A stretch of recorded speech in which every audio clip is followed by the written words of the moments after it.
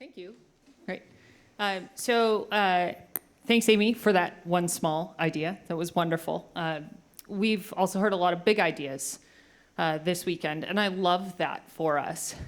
But I also live in the practical as a news operator. So tonight I'm going to focus on how putting resources behind community can create a more durable news organization. In the weeks since Charlie Kirk was shot and killed in Utah, I've thought a lot about how to make sense of this from a journalism perspective.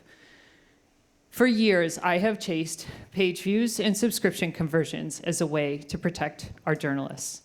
And I believe that transactional may work for some, but it also could spell the end of local journalism. Trust is low, we're dependent on the algos, local newsrooms are shrinking, AI is ascending, yes, we still use it. There's a both and here. But in Utah, our mission is to serve everyone. And a news org that serves an entire state must reach people across ideological lines. And so for years at the Tribune, we have been working to set aside our assumptions and to focus on more representative reporting. It's a necessary rewiring. This was published after Charlie Kirk was killed. Open carry was not under scrutiny in Utah, where 90% of the state's lawmakers are Republican and where there's no viable gun legislation. The story simply was not true where I live. And we can't afford to do this either. We can't make news for a self-selecting pool. We strive to be a community resource to all, and the use of right wing in Utah is a trigger. We have to be more precise. It takes half a day to drive from one end of the state to the other. We had sources in communities where the shooting occurred and where the alleged shooter lived, more than 4 hours from Salt Lake. That's because Tribune reporters call these places home.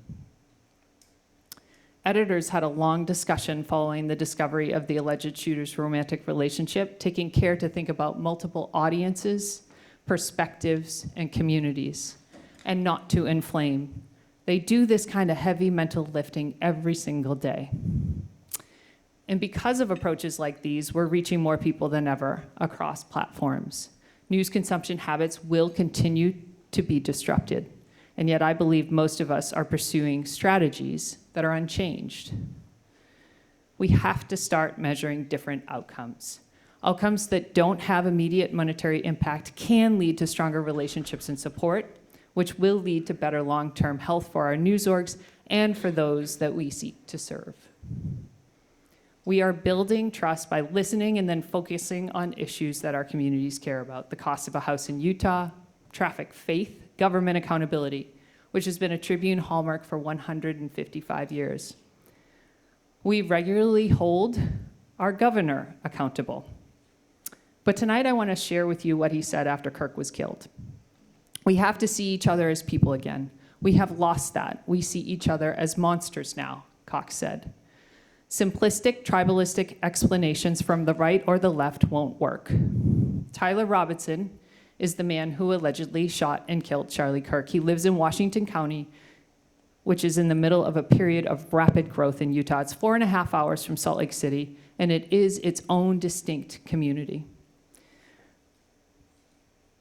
So in Washington County, it's hard to find a trusted source of news. There's a paper that, as far as we can tell, is published for years without a reporter on staff. People there tell us they are tired of going to socials for information. This week, we launched a .org, a newspaper, and a newsletter in Washington County.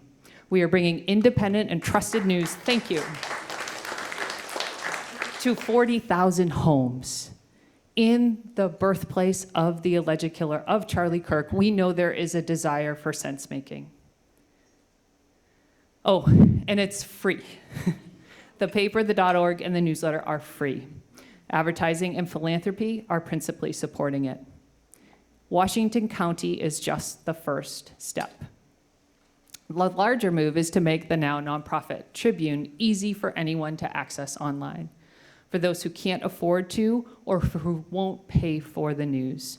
In Q1 of 2026, tech transitions notwithstanding, we plan to go free. We believe that if we build trust with more people, then we can build and further diversify our business.